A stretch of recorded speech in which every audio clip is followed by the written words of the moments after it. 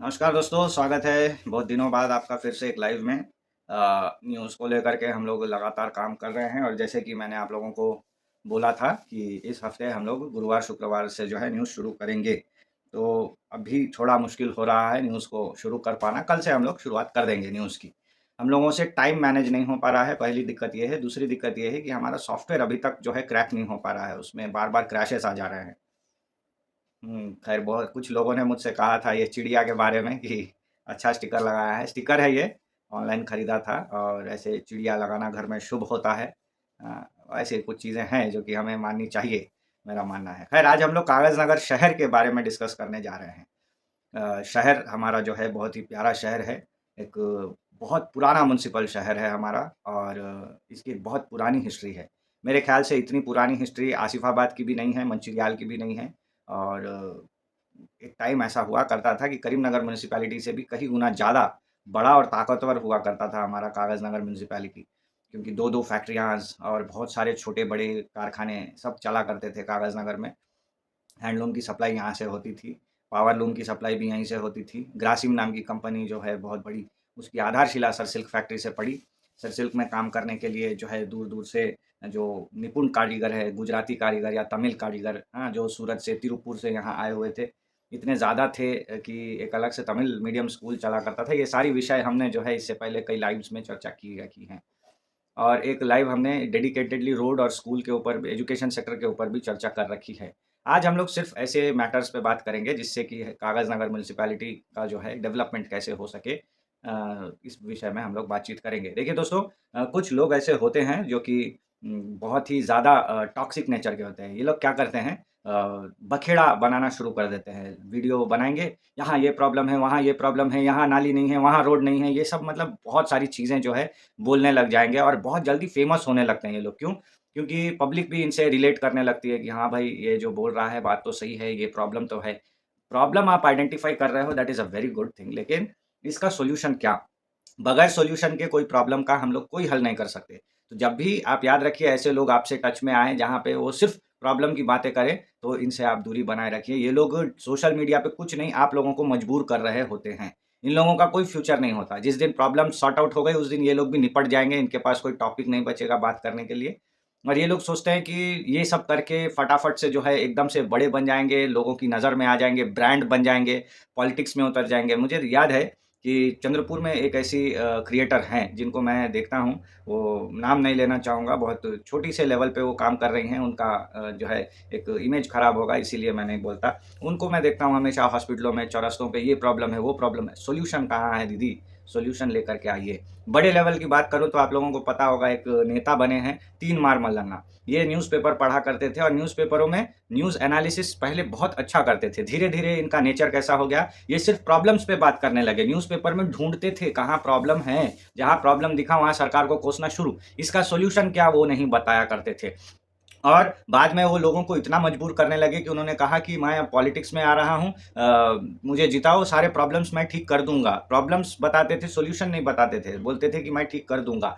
आज करीब-करीब active politics में आके मौलाना को 4 साल हो गए हैं। उन्होंने 4 पार्टियाँ बदल ली हैं। पहले मैं भी उनको बहुत अच्छा मानता था। एक तरफ से वो प्रेरणादायी थे, हमारे लिए मेंटर थे जिनसे हम सीखे न्यूज़ बनाना। है कि नहीं? तो ख़ैर एक छोटी-सी लाइन होती है दोस्तों, जो कि मतलब खींचनी पड़ती है। और जो हिंदी क्रिएटर्स हैं, बात करूँ मनीष कश्यप की, बिहार का बहुत बड़े-बड़े प्रॉब्लम्स को हिट आउट करते हैं, कहाँ नाली खराब है, कहाँ रोड खराब है, कहाँ बिहार गवर्नमेंट असफल है, सब कुछ बात करते हैं। लेकिन सॉल्यूशंस पे कभी उनको मैंने बात करते हुए नहीं देखा कि इस प्रॉब्लम को कैसे सॉल्व किया जाए। वो बस माइक लेके चिल्लाते रहते हैं रोड के ऊपर कि ये कैसे चल रहा है, यही क्या सरकार है, ये है हमारे इंजीनियर्स का दम, ये सारी चीज़ें हैं। तो जो भी हो, इन सब पे मैं अभी और नहीं बोलना चाहता। हमारा ऐसा कोशिश रहता है कि हम जब भी किसी प्रॉब्लम की बात करें तो पहले उसका सॉल्यूशन ढूँढ लिया जाए। तो मैं भी आज ऐसे ही वीडियो में जो है प्रॉब्लम्स की भी बात करूँगा और उनसे जुड़े सॉल्यूशंस की भी बात करूँगा। मैं कोई बहुत बड़ा पॉलिटिशियन नहीं हूँ और बहुत संपन्न परिवार से भी नहीं हूँ मैं। मैं एक छोटा-सा आदमी हूँ और मेरा यूट्यूब का चैनल भी बहुत छोटा है, 400-500 लोग दिन में देखते हैं बस। और आप लोगों का प्यार बना रहता है, आप लोग लगातार देखते ही रहते हैं, पूछते रहते हैं कि अगली वीडियो कब आएगी। इस चीज़ को लेकर के आप लोगों को बहुत-बहुत धन्यवाद मेरी ओर से। खैर थोड़ी बहुत जानकारी लेने की कोशिश करी है मैंने, मैं भी पॉलिटिकल साइंस का छात्र हूँ और साथ ही साथ पब्लिक एडमिनिस्ट्रेशन का भी छात्र हूँ, जहाँ पर मुझे जो है रियल टाइम प्रॉब्लम्स के सॉल्यूशंस कैसे बनाए जाएँ, ये सारी चीज़ें सिखाई जाती है। क्या संभव है सरकार के द्वारा, क्या असंभव है, ये हमें पढ़ाया गया है, हम पढ़ चुके हैं, हमें इसकी थोड़ी बहुत जानकारी है। ठीक है ना? तो उसी के बिना पे जो है आज हम कागज़नगर म्युनिसिपैलिटी की बात करते हैं। आज सबसे पहली चर्चा दोस्तों ये करेंगे कि म्युनिसिपैलिटी कितने टाइप की होती है। तो म्युनिसिपैलिटी दोस्तों 3 टाइप की होती हैं, ये जानना बहुत ज़रूरी है। पहला होता है सबसे बड़ा म्युनिसिपल कॉर्पोरेशन कहा जाता है जिसे, मतलब बड़े शहर। यहाँ पे वार्ड नहीं होते, डिवीजन होते हैं, ठीक है ना? और एक डिवीजन में एक कॉर्पोरेटर जीतता है, ठीक है? तो कॉर्पोरेटर्स मिल करके जो है एक कॉर्पोरेशन बनाते हैं और जो उनका बॉस होता है ना, जिसे हम मेयर कहते हैं, ये अलग से चुन के आते हैं, समझ रहे हैं ना? मेयर का इलेक्शन अलग होता है। वो कोई भी पार्टी का, ऐसा जरूरी नहीं है कि बीजेपी के 40 कॉर्पोरेटर जीत गए तो मेयर भी बीजेपी का बनेगा, नहीं। उनका अलग से जो है पैनल खड़े होता है और उनमें जो जीत गया वो जो है, फॉर एग्जांपल आपको बता दूं, चंद्रपुर में जितने भी कॉर्पोरेटर्स हैं मैक्सिमम बीजेपी के हैं, लेकिन मेयर के चुनाव में बीजेपी हार गई और कांग्रेस जीत गई वहां पे। तो कांग्रेस का मेयर और उनके नीचे जो है कॉर्पोरेटर सारे बीजेपी के अभी चंद्रपुर में चल रहे हैं। तो ऐसा होता है, ये एक हो गया। और इसमें बड़ा छोटा दोनों टाइप के होते हैं। छोटे कॉर्पोरेशन जैसे कि हमारा मंचिरियाल है, चंद्रपुर है, और बड़े कॉर्पोरेशन जैसे कि हमारा ग्रेटर हैदराबाद म्युनिसिपल कॉर्पोरेशन है, ग्रेटर वारंगल म्युनिसिपल कॉर्पोरेशन है, बड़े बड़े शहर, ठीक है ना? ग्रेटर नाम लगा दिया जाता है इनके साथ में। कॉर्पोरेशंस का क्या होता है? कॉर्पोरेशन की फंडिंग सरकार बहुत कम करती है। कॉर्पोरेशन का मतलब हाफ गवर्नमेंट हाफ प्राइवेट।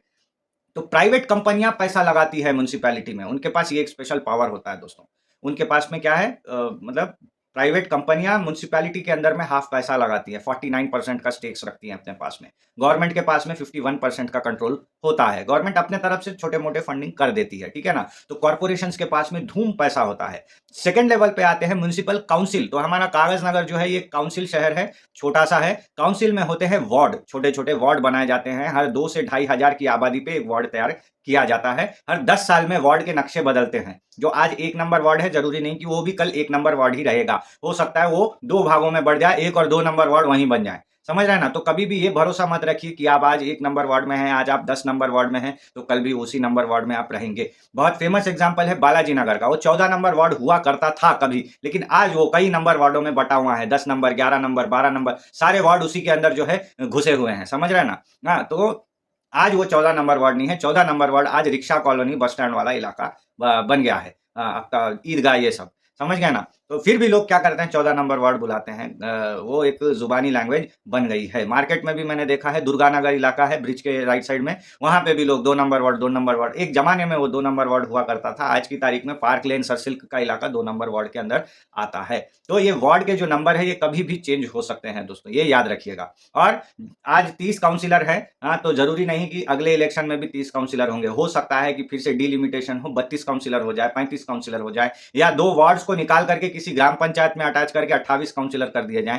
कुछ भी हो सकता है, समझ गए ना? तो काउंसिल का ये खेल है। यहाँ पे छोटे छोटे वार्ड होते हैं और वार्ड में जो है एक एक काउंसिलर होता है, आप लोग जानते हो, ठीक है ना? इन्हीं काउंसिलरों में से एक को जो है चेयरमैन बना दिया जाता है। यहाँ पे चेयरमैन के लिए अलग से इलेक्शन नहीं होते हैं। तो ये दूसरा टाइप का। और एक तीसरा टाइप का होता है छोटा शहर, जो कि अब बड़ा होने जा रहा है, ठीक है ना? जो ग्राम पंचायत है वो जस्ट अभी शहर बनने जा रहा है। ऐसे जो जगह हैं इनको नगर पंचायत बोलते हैं, ठीक है ना? ये ना ही नगर है ना ही पंचायत है, दोनों का मिक्स है। जैसे कि हमारा राजुरा है महाराष्ट्र का, वो एक नगर पंचायत है, ठीक है ना? हाल फिलहाल में उसको नगर परिषद यानी जो है अपनी म्युनिसिपैलिटी बनाया गया है। अब तक वो नगर परिषद, नगर पंचायत थी, उससे भी पहले वो ग्राम पंचायत हुआ करती थी 2005 तक के।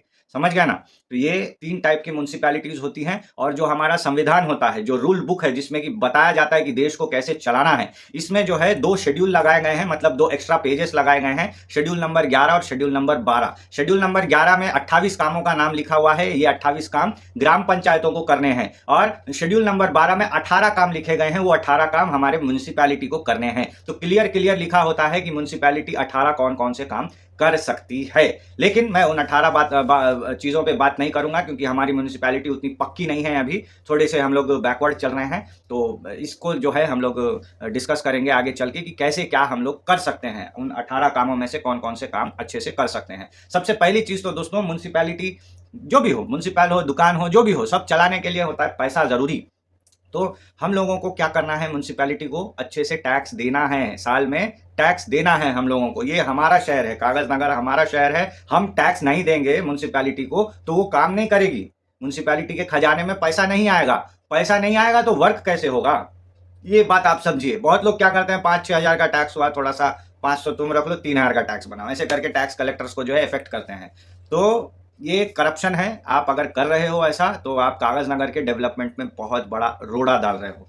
आप अकेले हो ऐसे नहीं, आपके जैसे 100 लोग हैं जो कि 2-2 हज़ार का चूना लगा रहे हैं। तो 2 हज़ार का चूना अगर 100 लोग ने लगाया, सीधे सीधे 20 हज़ार रुपए का जो है यहाँ पे नुकसान कागज नगर को, 2 लाख रुपए का कागज नगर शहर को नुकसान कर दिया आप लोगों ने। इन 2 लाख रुपए में कुछ तो भी काम हो सकता था, कहीं की नाली साफ हो सकती थी, किसी सैनिटरी जवान को जो है उनका ये अपना सैलरी मिल सकता था। आप लोगों ने वो नहीं होने दिया। ऐसे करके जो है कागज नगर का म्युनिसिपैलिटी गरीब होता चला जा रहा है। कागज नगर में टैक्स की सबसे बड़ी प्रॉब्लम दूसरी ये भी है कि आधा कागज नगर, मतलब समझ लो कि वन थर्ड ऑफ कागज नगर का 25% इलाका, आई थिंक मोर देन 25% इलाका, इट शुड बी अराउंड 35-40% इलाका कागज नगर म्यूनिसिपैलिटी का एसपीएम के अंडर में आता है। एसपीएम की फैक्ट्री और एसपीएम के क्वार्टर्स और एसपीएम का अलग अलग जो स्ट्रक्चर बना हुआ है, वेलफेयर सेंटर ग्राउंड है, एसपीएम ग्राउंड है, ये सब तो प्रॉपर्टी है। ये सब तो प्रॉपर्टी टैक्स देना चाहिए एसपीएम को। हाँ, तो हर साल का करीब 1-1.5 करोड़ का प्रॉपर्टी टैक्स बनता है एसपीएम का, लेकिन एसपीएम वाले देते नहीं है। एसपीएम वाले क्या करते हैं, कोई क्यों देना चाहेगा, वो भी एक प्राइवेट बिजनेस एंटिटी है कि नहीं। तो वो कोई पर्टिकुलर इंसान नहीं है, बिजनेस ऑर्गेनाइजेशन है, तो उनका पहला मोटिव ये रहेगा कि मेरा टैक्स कहीं से माफ हो जाए। वो गवर्नमेंट से प्रेशर डालाएंगे, कुछ करेंगे, बोलेंगे कि हमने इतनी फैसिलिटीज दे रखी है, आपके पास खुद का ग्राउंड नहीं है, हम ग्राउंड प्रोवाइड करके दे रहे हैं एसपीएम का। तो ये सब बोल करके जो है 1 करोड़, 1.5 करोड़, 2 करोड़, 3 करोड़ ऐसे करके जो है पाइल अप होता चला जा रहा है टैक्सेस। समझ रहे हैं ना। तो यहाँ पे एक जो है मिसअंडरस्टैंडिंग है म्युनिसिपल काउंसिल कागज नगर और एसपीएम के अंदर में। तो इन दोनों को बैठना पड़ेगा, बैठ करके सामंजस्य बनाना पड़ेगा कि इस आने वाले 1 साल में म्युनिसिपैलिटी एसपीएम के लिए क्या करेगी, एसपीएम म्युनिसिपैलिटी के लिए क्या करेगी, और कौन किसको कितने पैसे का रिबेट देगा या टैक्स देगा। अगर आप एसपीएम से बात नहीं करोगे, आप इसी में फंसे रह जाओगे, तो फिर काम हो गया, ठीक है ना। इसके बाद नेक्स्ट चीज है दोस्तों, वेस्ट मैनेजमेंट। वेस्ट मैनेजमेंट बहुत इंपॉर्टेंट पॉइंट है। ये दूसरा पॉइंट मैं बता रहा हूं। पैसे का तो जुगाड़ मैंने बता दिया, टैक्स कलेक्शन करना है पहले, एसपीएम से सामंजस्यता बनानी है दूसरी, और तीसरी हमारे जो लोकल रिप्रेजेंटेटिव्स है, काउंसिलर, चेयरपर्सन, एमएलए, एमएलसी जो भी है, सबको जाकर घट से पूछना पड़ेगा। हमारे म्युनिसिपल जो मंत्री हैं, जो हमारे सीएम साहब हैं, जो हमारे ये हैं क्या नाम है, बाकी के जो फाइनेंस मिनिस्टर इत्यादि है, सबसे घट तरीके से पूछना पड़ेगा कि कागज नगर को फंड्स दीजिए। सेंट्रल गवर्नमेंट तो हर शहर को फंड दे ही रही है, कागज नगर को भी उसका फायदा मिल रहा है, तो कागज नगर को फंड चाहिए। ऐसे करके घट से पूछेंगे तभी अपने पास पैसा आएगा। अदरवाइज वो मंत्री लोग क्या करेंगे, अपने अपने शहर के लिए फंड लेके चले जाएंगे। आप एक मंत्री खम्मम लेके जाएगा, एक मंत्री करीमनगर लेके जाएगा, एक मंत्री जो है अपना हैदराबाद में ही कहीं खर्च कर लेगा, कागज नगर को फंड नहीं मिलेंगे। तो ये चीज जरूरी है। आप लोगों को हमारे वोट्स ने जिताया है और आपकी ये जिम्मेदारी है, तो प्लीज आप लोग फंड्स जुगाड़ करके लाएं ताकि कागज नगर में वो फंड्स खर्चा हो और हमें कुछ ना कुछ डेवलपमेंट का काम देखने को मिले। दूसरी चीज आते हैं दोस्तों वेस्ट मैनेजमेंट में। वेस्ट मैनेजमेंट क्यों जरूरी बोल रहा हूं, क्योंकि विषय ऐसा है ना दोस्तों कि आज के तारीख में सबसे ज्यादा पैसा किसी धंधे में है तो वो कचरे में है। तो कागज नगर एक ऐसी म्यूनिसिपैलिटी है जिसके पास बहुत सारा कचरा जमा होता है। समझ रहे हैं ना, मैं नंबर्स भी नहीं बता सकता आपको, इतना कचरा जमा होता है दिन भर में। तो इतने कचरे में से अगर हम कचरे को 3 भागों में डिवाइड कर दें, सूखा, गीला और बायो वेस्ट, तो इसमें से हम लोग पैसा आराम से कमा सकते हैं। सेग्रीगेटेड कचरे से लोग आराम से पैसा कमा रहे हैं। कागज नगर में कबाड़ियों की दुकान आपने देखी होगी, विनय गार्डन के जंक्शन पे एक देखा होगा, एक विद्याधरी स्कूल के पास लोग धंधा कर रहे हैं। क्यों नहीं कागज नगर जो म्यूनिसिपैलिटी है 2 स्पेशल ऑफिसर्स रखे सिर्फ कचरा मैनेज करने के लिए। कहाँ डंपिंग यार्ड रखना है, उसमें से वेस्ट मैनेजमेंट कैसे करना है, वेस्ट मैनेजमेंट की पूरी कोर्स है, पूरी रूल बुक है, पूरी उसको जो है इस्तेमाल करके स्वच्छ भारत अभियान के तहत अब अगर आपका वेस्ट मैनेजमेंट अच्छा रहा तो स्वच्छ भारत अभियान के तहत आप लोगों को फंड आएंगे। चंद्रपुर को मिल रहा है, हर साल 5 करोड़ रुपए का फंड आ रहा है चंद्रपुर को। क्यों? वो लोग उस रूल बुक को फॉलो कर रहे हैं, कचरा सेग्रीगेट करके जो कचरा बेच सकते हैं उसको म्यूनिसिपैलिटी बेच रही है ऑक्शन में, जो इस्तेमाल कर सकती है यूज कर रही है अपने डिपार्टमेंट्स में, और जो वो करना है सेग्रीगेट करके जो निकाल देना है वो निकाल रही है। वेट कचरे से उन लोग जो है ये कंपोस्ट खाद बना रहे हैं और वो खाद बेच रहे हैं। तो ये सब देखते हुए अगर आप अच्छे से वेस्ट मैनेजमेंट का काम करेंगे तो आपको डेफिनेटली सेंट्रल गवर्नमेंट के स्वच्छ भारत अभियान फंड से पैसे आएंगे। ये भी एक पैसे कमाने का जरिया है जो मैं आपको बता दिया। इसके बाद अगले पॉइंट पे आता हूँ दोस्तों। कई सारे लोग मुझे बोलते हैं गाड़ी चलाने में बहुत दिक्कत होती है, स्पेशली फोर व्हीलर्स। कागजनगर शहर के अंदर पतले पतले से रोड है, सिर्फ एक एमजी रोड है और जो अपना सरसिल का मेन आरबी रोड है। ये दो रोड ऐसे हैं जो कि एक जमाने से लॉरी चलने के लिए बनाए गए हुए हैं। तो वो रोड तो चौड़े हैं ही, बाकी रोड्स का क्या, बाकी रोड्स काफी पतले पतले से हैं। तो रोड वाइडनिंग होना चाहिए। अभी तो रोड वाइडनिंग का काम चल रहा है, एमजी रोड पे 80 फीट का रोड बन रहा है। फिर राजीव चौक से लेके जो है ब्रिज के नीचे कोने तक बढ़ रहा है। राजीव चौक से अंबेडकर चौक होते हुए जो है एकदम संजीविया कॉलोनी तक बन रहा है। अंबेडकर चौक से लेके हॉस्पिटल तक बन रहा है। लेकिन ये बहुत अच्छी बात है, इसको हम अगर फेज 1 मान के काम करें तो भी कम है। हमें और भी ऐसे रोड्स आइडेंटिफाई करने होंगे जहां पे कारों का और स्कूल बसेस का रेगुलर आना जाना होता है और वहां पे हम लोगों को रोड वाइडनिंग करनी पड़ेगी। मुझे मालूम है आप लोगों को दुख होगा कि हमारे घर यहाँ रोड वाइडनिंग में टूट गए, इसका हर्जाना भी मिलेगा आपको। लेकिन याद रखिए, अपना कागजनगर है, अपने कागजनगर को डेवलप करने के लिए अगर ये शहीदी हमें देनी पड़े तो दे देना चाहिए। इस पे आपकी क्या राय है मुझे कमेंट में जरूर बताइएगा, ठीक है ना। रोड की बात जब आ गई है तो बात कुत्तों की भी हो जाए, क्योंकि ये आम पब्लिक की बहुत इंपॉर्टेंट समस्याओं में से एक है, कुत्ते। जी हाँ दोस्तों, रोड पे इतने कुत्ते हैं ना कागजनगर में कि हम लोग उसका गिनती नहीं कर सकते। हर 5-10 फीट पे गैंग रेडी है कुत्तों का। रात में लोग गाड़ी चलाने में, पैदल जाने में डरते हैं कि कहाँ कुत्ता मिल जाए, कोई पकड़ ले, कुछ हो जाए, रेबीज गिबीज। तो और एलागढ़ हॉस्पिटल में तो बाप रे बाप इतने केसेस आते हैं। एक एक दिन ऐसा होता है कि एक ही कुत्ता 10-15 लोगों को काट लेता है, पागल हो जाता है। तो ये कुत्तों का दहशत है दोस्तों। तो कागजनगर म्यूनिसिपैलिटी को क्या करना चाहिए वो भी मैं बताता हूँ। कागजनगर म्यूनिसिपैलिटी को वही करना चाहिए जो हर म्यूनिसिपैलिटी कर रही है। इन लोगों का स्टरलाइजेशन करना है, कुछ नहीं, इंजेक्शन देना है। ये लोग फिर कभी बच्चे जन्म ही नहीं दे पाएंगे, कुत्तों के बच्चे जन्म ही नहीं होंगे, समझ गए। ये सबसे बेस्ट है। क्यों, आप लोग अगर उनको मार दोगे तो वो क्रुएलिटी हो जाएगी ना, एनिमल क्रुएलिटी हो जाएगी। आप लोगों को उनको मारना नहीं है, आप लोगों को उनकी आबादी काबू करना है। क्यों, इन लोग हर 8-10 महीने में 4-5 पिल्ले पैदा कर लेंगे और आप लोगों को नया झुंड मिलने लग जाएगा। क्योंकि कुत्ते हमारे जैसे सोशल एनिमल नहीं है। वो लोग चाहते हैं कि हमारा झुंड हमारा ही रहे, इस इलाके में दूसरे झुंड का कब्जा ना हो जाए। तो वो बहुत लड़ाई होती है, आप लोग देखते ही होंगे, रात रात भर कुत्ते कहीं कहीं कहीं चिल्लाते रहते हैं, है कि नहीं। इस चीज से आप लोग कितना रिलेट कर पा रहे हो कमेंट में मुझे जरूर जरूर बताना, ठीक है। तो ये कुत्तों की समस्या पर हमें काम करना है, स्टरलाइजेशन करना है आप लोगों को, बहुत जरूरी है। और अपने पास में मारुति नगर में, मतलब जो अपन पेदावागु जाते हैं ब्रिज के नीचे से, तो वहाँ पे एक ऐसा हैबिटेट बना हुआ है जहाँ पे कुत्तों को पकड़ के रखा जाता है। मतलब समझ लो कुत्तों का जेल है एक, अपना म्यूनसिपैलिटी का खुद का। वहाँ पे इन लोगों को मेंटेन करना है। आप एक डॉग स्क्वाड वहाँ मेंटेन करो, एक ट्रेनर रख लो इन कुत्तों को संभालने के लिए, 2 ट्रेनर रख लो।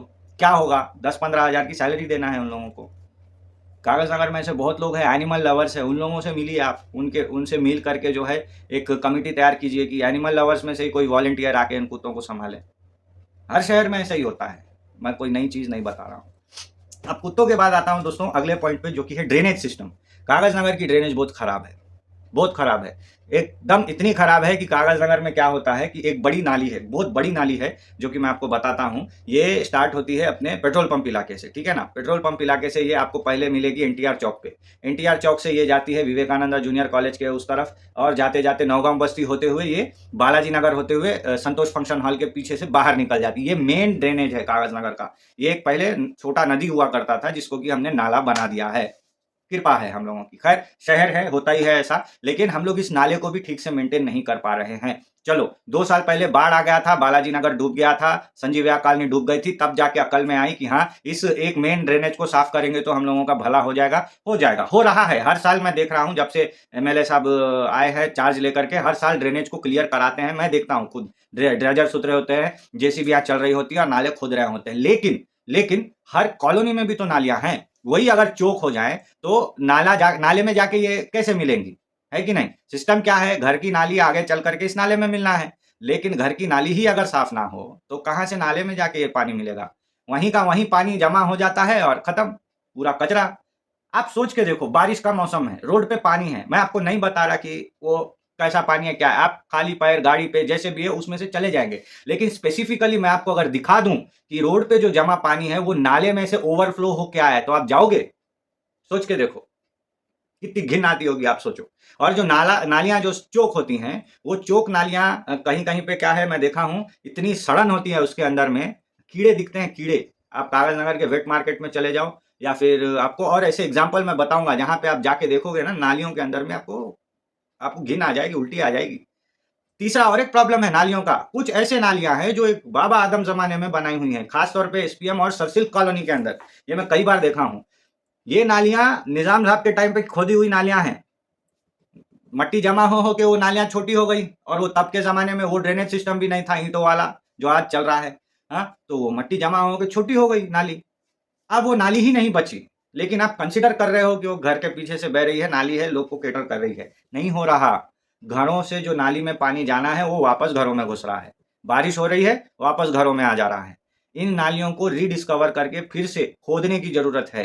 कागज नगर में नाली बनते हुए लास्ट कब देखा था मुझे तो याद नहीं है। आप लोग देखे होंगे तो मुझे कमेंट में बताना, ठीक है। नाली बनना जरूरी है, नाली खोदना जरूरी है, पुरानी नालियां, नई नाली बनना, पुरानी नाली खोदना, और तीसरी चीज जो नाली बनी हुई है उसको साफ सुथरा मेंटेन करना। चलो एक और बात मैं आप लोगों को खुद से बता रहा हूं। अगर आप भरोसे में बैठे हो कि म्यूनसिपैलिटी से कोई आएगा करेगा, नहीं हो रहा, 10 साल 5 साल हो गए, आप खुद फावड़ा लेके काम शुरू करो। ये मेरा कागज नगर है, आपका कागज नगर है, आपकी कॉलोनी है, खुद शुरू हो जाओ। क्या होता, तब आते म्यूनसिपैलिटी वाले, किससे परमिशन लेके कर रहे, इतने दिन कहाँ थे, तब पूछना उन लोगों को, ठीक है। इसके बाद दोस्तों आते हैं साफ सफाई पे। कई ऐसी जगह में देखा, खासतौर पे कागज नगर मार्केट के अंदर, जहां बहुत कचरा है। क्या होता, कचरे के विषय में मैं बताता हूँ। कचरा बेसिकली स्वच्छ भारत अभियान स्कीम के अंडर में चल रहा है। स्वच्छ भारत अभियान स्कीम में क्या होता है, हर घर को 2 डस्टबिन देते हैं, एक ब्लू वाला एक ग्रीन वाला। जो गीला कचरा है, जैसे सर के बाल हो गए या कुछ हो गया, जो वेस्ट, हाँ, पुराना दूध हो गया फटा हुआ, हाँ, ये सारी चीजें जाती है ग्रीन कलर वाले डस्टबिन में। जो सूखा कचरा है, जैसे पेपर हो गया या बॉक्सेस हो गई, वो ब्लू वाले में डाल दिए, ठीक है। ट्रैक्टर या गाड़ी जो आई आई, उसमें भी पार्टीशन बना होता है ग्रीन और ब्लू। आपने डाल दी और वो गाड़ी चली गई। क्या ऐसा हो रहा है? क्या आपके घर में आज भी वो ब्लू और ग्रीन वाले डस्टबिन मौजूद है? नहीं है। वो एक बार सप्लाई हुई, उसके बाद हुई नहीं आज तक, और वो आधे में बंद हो गई। क्यों? उसमें भी घोटाला निकला था। जी हाँ दोस्तों, आप लोगों को पता है कि नहीं कि डस्टबिन घोटाला हुआ था कागज नगर में। उसके बाद से आज तक डस्टबिन का पता नहीं है। अच्छा, मार्केट चले जाओ, मार्केट में अगर आप डस्टबिन दे भी दिए, हो जाता, बस हो जाता उससे। इतने बड़े बड़े पैकेट्स, इतने बड़े बड़े कार्टून फेंकने हैं, किसमें? डस्टबिन में फेंकेंगे? नहीं। आपको सेग्रीगेशन यूनिट वहां पे बनाना है, हर गली के अंदर बनाना है, क्योंकि दुकानों का ख्याल रखना है अपने को। अपने कागज नगर की दुकानें हैं, पैसा कमा के, धंधा कमा के, जीएसटी कमा के दे रही कागज नगर को वो, है ना। तो अपने को उनका ख्याल रखने के लिए प्रॉपर अपने को जो है एक क्लीनलीनेस सिस्टम वहां पे रखना है। सफाई बहुत जरूरी है। नहीं तो क्या होता है, कागज नगर से, कागज नगर म्यूनसिपैलिटी में नियम है, एक दिन में एक बार सफाई कराना है, कम पड़ जाता है। सफाई कर्मचारी सुबह उठ के आते हैं, झाड़ू मारते हैं, साफ करते, चले जाते, 3 घंटे के अंदर फिर कचरा, उतना ही कचरा, कितना साफ करेंगे।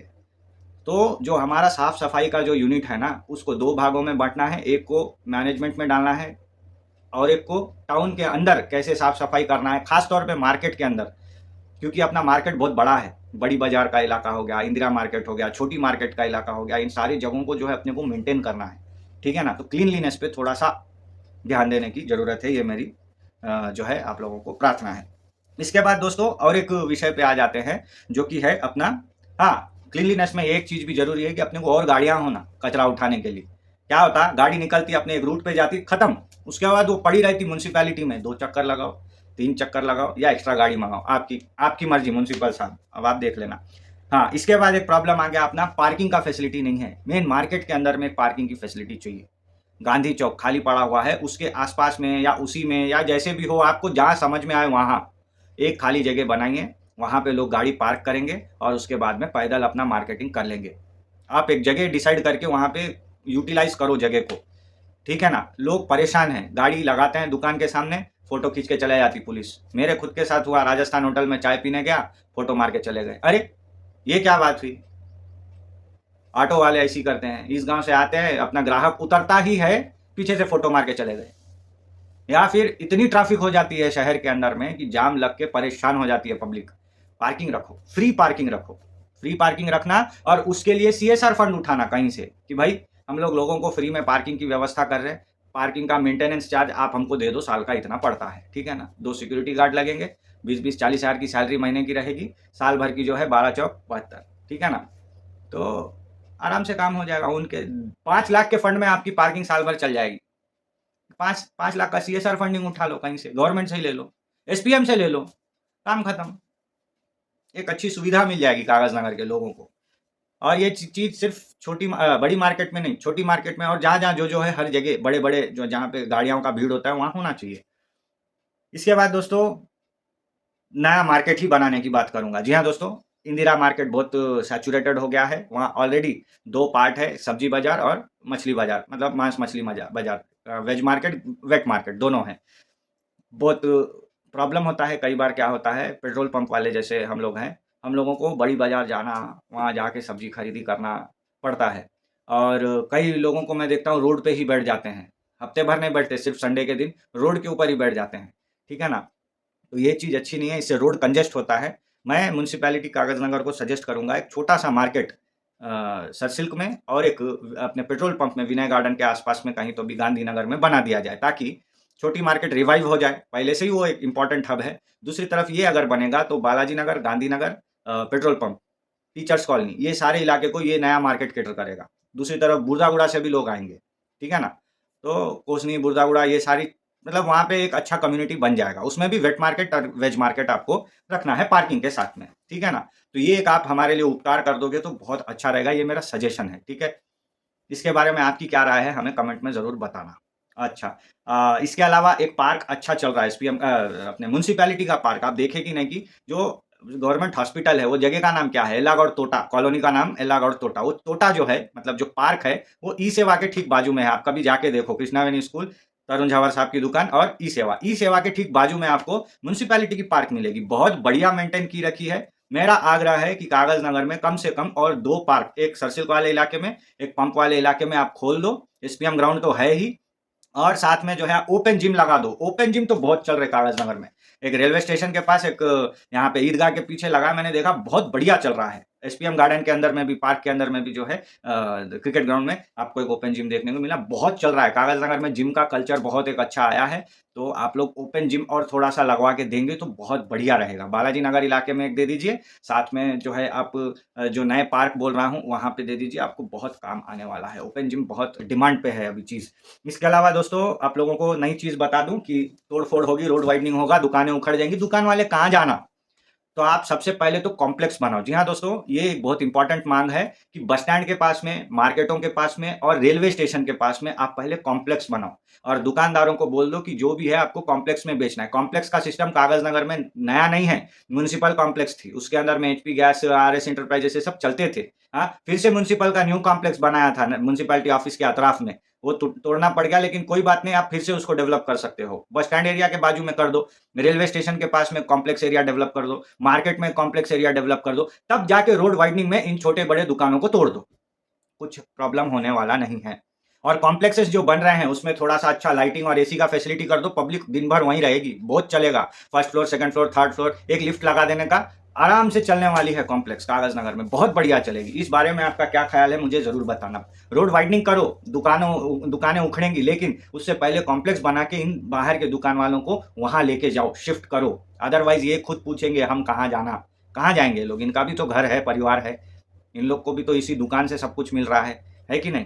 तो इनका भी पहले ख़्याल कीजिए, कॉम्प्लेक्स बनाइए, उसके बाद में तोड़-फोड़ कीजिए।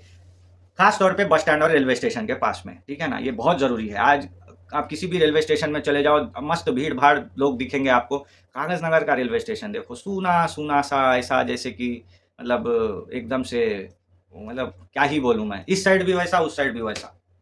एक अच्छा बिज़नेस सेंटर होता है रेलवे स्टेशन, है कि नहीं?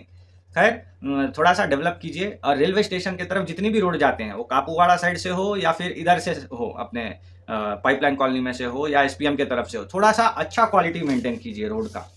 अब गड्ढों-गड्ढों में से जाएँगे तो ट्रेन मिलेगी? नहीं मिलेगी। थोड़ा-सा बीटी रोड अच्छा नहीं तो अच्छा सीसी अच्छा रोड जो है विथ प्रॉपर अपने स्पीड ब्रेकर्स ये सब मेंटेन कीजिए। थोड़ा-सा आप लोगों से विनती है इसको। ख़ास तौर पे कापूवाड़ा में तो करने की बहुत-बहुत ज़रूरत है। एक मेन रोड आइडेंटिफ़ाई करके उसको अच्छा डेवलप कीजिए फ़ेज़ 3 ठीक है ना? इसके बाद आखिरी एक पॉइंट पे आता हूँ जो कि है करंट और वाटर एंड इलेक्ट्रिसिटी सप्लाई। बगैर पानी के, बगैर करंट के इंसान रह नहीं सकता आज के तारीख में। फ़ोन की चार्जें उतर जाएगी तो लोग परेशान होते रहते हैं। तो आप लोगों से विनती है कि इलेक्ट्रिसिटी डिपार्टमेंट से और आप लोगों का खुद का वाटर ट्रीटमेंट प्लांट है, इन दोनों को जो है क्लब कीजिए, बैठिए, अच्छे से काम कीजिए और एक अलग से विंग बनाइए, जो लोग जो है इनकम सर्टिफिकेट, जो भी सर्टिफिकेट्स हैं, death certificate, birth certificate, etcetera etcetera, एक सिटीजन चार्टर बना करके उस हिसाब से काम करते रहिए। खास तौर पे कमिश्नर साहब जो हैं उनसे बोलूँगा, और आने वाले टाइम पे जो कमिश्नर होंगे उनको भी बोलूँगा कि इस वीडियो को एक बार देखिए प्लीज़। मैं कोई बहुत बड़ा ये नहीं हूँ, जानकार नहीं हूँ, मुझसे जितना जानकारी मिल सका मैं कर पाया हूँ। क्योंकि मुझे पता है कि एमएलए साहब आज है, एमएलसी साहब आज है, चेयरपर्सन साहिबा आज है, इतने सारे काउंसलर हैं अपने पास। और ये लोग मेरा मतलब मैं चाहता हूँ कि और भी ये लोग सर्व करें कागज़ नगर के लिए 10-15 साल। लेकिन जो कमिश्नर हैं, वो तो गवर्नमेंट एम्प्लॉई हैं, उनका एक अलग रुतबा होता है, उनकी पावर्स अलग होती हैं, वो सीधे-सीधे प्रिंसिपल सेक्रेटरी से डील कर पाते हैं। और मैं खुद चूँकि पब्लिक एडमिन का स्टूडेंट हूँ, मुझे पता है कि पब्लिक एडमिनिस्ट्रेशन का क्या एक पावर होता है, कलेक्टर किसे कहते हैं, म्युनिसिपैलिटी क्या है, सब कुछ।